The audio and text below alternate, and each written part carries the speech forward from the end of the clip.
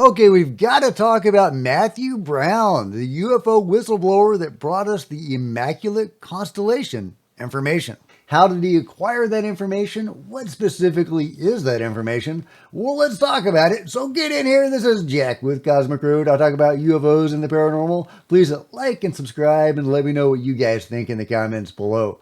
Yeah, this is from the latest episode of Weaponized with Jeremy Corbell and George Knapp interviewing Matthew Brown.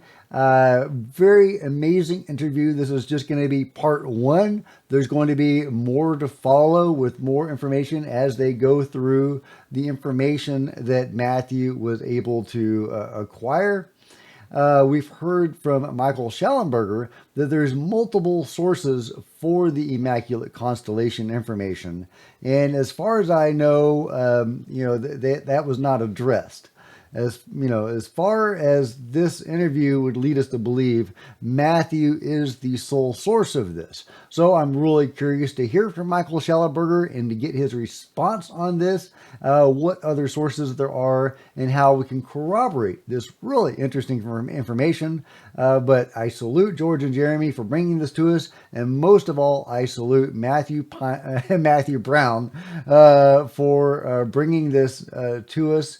It seems like he is sacrificing a lot to come forward with this information. I'm going to share with you some of the highlights of the video and my thoughts on it. But mainly, I'm just going to share some of the highlights of Matthew's information. Here goes. The secrecy that has been defended is at the cost of, in my mind, human dignity, freedom, and progress. And it is no longer permissible or acceptable in my mind to continue this course, to deprive another generation of not just Americans, but humanity of their birthright to know who they are, where they came from, and what's with us. So what do you think he meant by that? Where we came from? He's doing this in part because he believes that humanity should know where we came from. Does that have something to do with the phenomenon? Are the theories about how beings may have created humanity, and not just theories, but the beings have flat out told people that on many occasions, are they true? Now, the beings have told people that in various different ways. They've put forward various different narratives about how they created humanity, and they all conflict with each other. So, we can't really necessarily take the beings at their word on that. But I'm very curious about what he meant by that. Let me know what you think. Can you give us a general description of the size of the secrecy apparatus? We're going to drill down into this, of course, about IMCON, in one particular facet of the secrecy that you came across and other parts of it. But how big of a secrecy apparatus is it? How many stovepipes are there? How many people are involved in different ways of keeping this secret, confusing the public, lying to Congress, lying to the world? Simply put, it's a parallel reality. The secrecy apparatus is all pervasive. It is not just in the intelligence community governing their world. It's not just in the military protecting their operations. It's not protecting our diplomats and leaders as they conduct their work, sometimes in very dangerous places. It has been allowed to corrupt and infest every aspect of our society to serve the interests and whims of a very elite, select few. Ultimately, my biggest fear is what humanity will do to itself out of fear and greed, and what we have done. And we have built a prison around ourselves. It's invisible, but it's not complete. And there is still time to maybe alter our trajectory, have a different future. May not be the best one that we had hoped for, but it's going to be damn sight better than what they have planned for us. Now, all of that sounds very interesting and very grim. What exactly does he know that leads him to conclude that? That is really interesting and a little troubling. Let me know what you guys think. I want our audience to understand what it means for you to talk to us right now. What could happen to you? My hope is that the stakes are not paid out, but they are life imprisonment and the possibility of execution. So I got a degree in international affairs, came out to DC, started working in a small think tank. From there, I applied to and was accepted to a intelligence agency. Ended up taking a job at the Pentagon. You're in the Pentagon. Weapons of mass destruction is a general umbrella under which you're working. You got a security clearance at that point? Yeah, I had been cleared by DIA for a top secret SCI clearance. And you start to realize, like, oh, yeah, there's a good chance a lot of what these UFO things are some really cool stuff that we have, whether it's in the air, under the water, or right in front of you. I delved too deeply. And you came across this sort of accident? 100% accidentally. Well, sorry. The Immaculate Constellation piece of this, 100% accidentally. Some things are crystal clear, but it's only 15 seconds.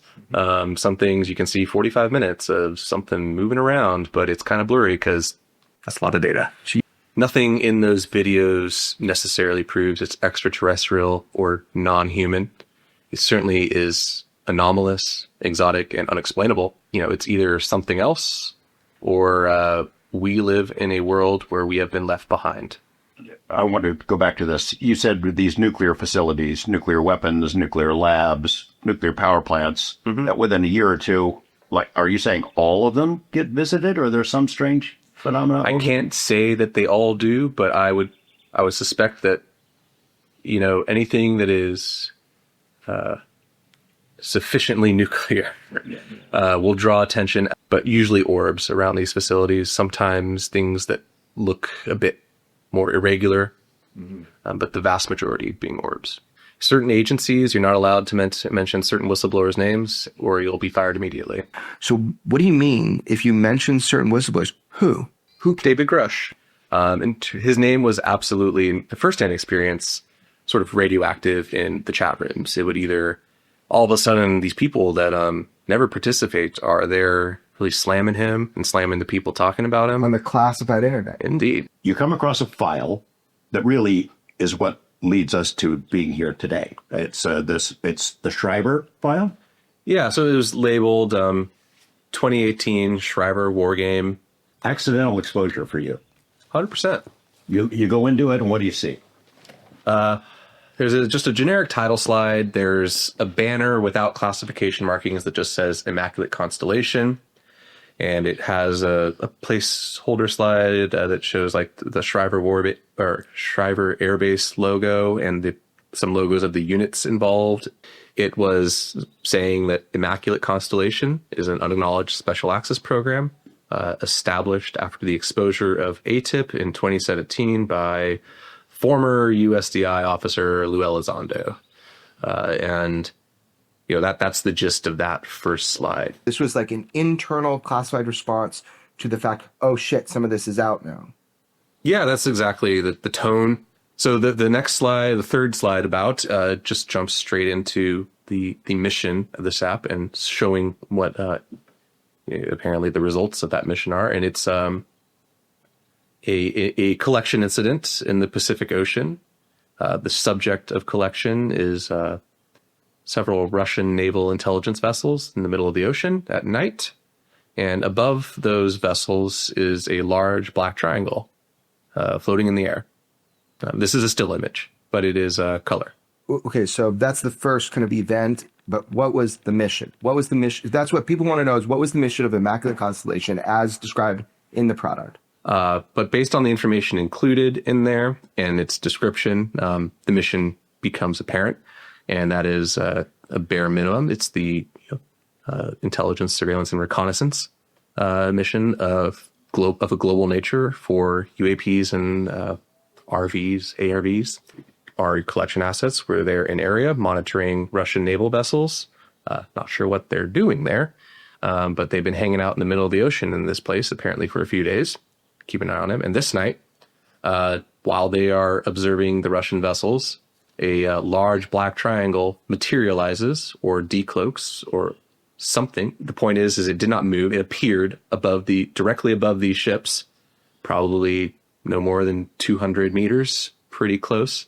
And interestingly, as noted in the report itself, there was no visible reaction from these vessels from what would almost certainly be considered a hostile approach. Also in the text describing it was, the analysis in the text was that the Russian Navy had foreknowledge that this vehicle would appear in that area of the ocean, and they were there specifically to either collect on it themselves or to interact with it in some way. Though it is interesting, if it's something that's part of their environment, as it were, why are they making an effort to be in this space at this time to collect on something they already know about? Is it like in the middle of nowhere? Yeah, it's off the coast of Kamchatka. What do you do next? What do you Go to the next page, and it was disappointing because we get into a couple slides of orbs, and I had already seen orbs at this point. I mean, that's the core of it, right? Right. Is the idea that we collect data on these UAP, and someone needs to bring them, collate them together to provide intel to who needs it. And we're assuming,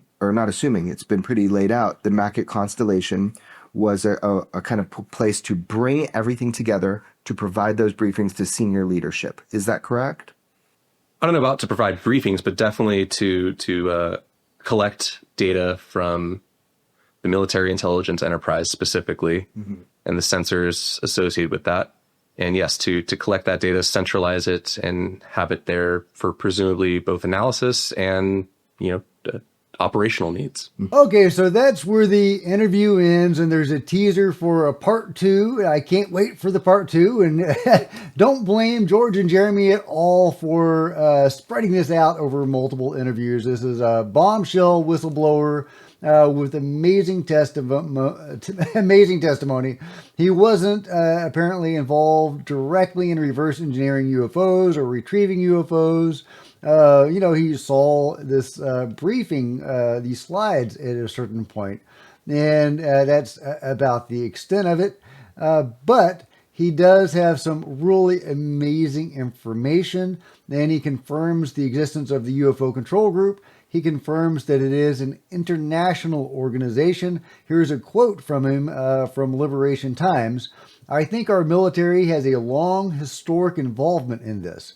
So does our intelligence community and our scientific academic community. We have, as a country, allowed ourselves to be penetrated, co-opted, and corrupted by an internationalist force that serves their interest and views nations, peoples as tools and means to an end." Wow, it views nations and peoples as tools. So yeah, that doesn't sound great for the UFO control group. Does sound like it's pretty shady, at least according to him. It seems like he views it in a very negative way. From what I've seen, there's definitely multiple factions of this. But he is seeing this internationalist group that is no friend to the rest of us. Matthew really has a lot of courage, and I really salute him and thank him for coming forward. As he says himself, by coming forward, I am on a personal level giving up the future that I made for myself and was going to try to make for my family. I'm proud of what I accomplished in my time in government, and it's painful to leave the good people there and to know that there really isn't room for people to act according to their conscience and our constitutional ideals. So yeah, that's really sad that he feels like he's giving up his future by coming out with this information. Lou Elizondo has also talked about that. I think that, if you read his book, that at a certain point they were like living in a trailer or something. I forget the whole story, but he gave up a really promising career, a really good, cushy career to bring us this information. It looks like Matthew is following that same trajectory, and I totally support him, and again, thank him for coming out with this information, and thanks George and Jeremy for presenting this to us and getting this information out to us. I can't wait for part 2. There's a lot of really interesting, fascinating stuff to go over here. So let me know what you think about it all in the comments below. Like and subscribe, hit the bell, all that kind of good stuff. And I will see you guys next time. This is Jack with Cosmic Rude, signing out.